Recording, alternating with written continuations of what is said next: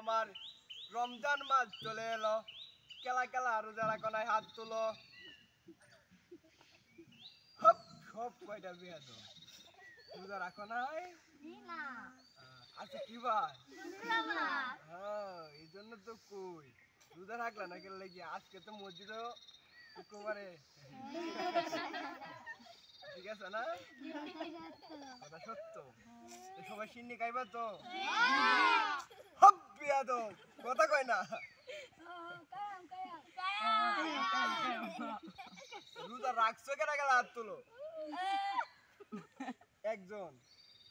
আজকে তো মসজিদে ইফতারের সময় বিরিয়ানি দিব, আর শুক্রবারে আজকে শুক্রবার আর মসজিদে দিব হলো সিন্নি, আর ইফতারের সময় দিব বিরিয়ানি।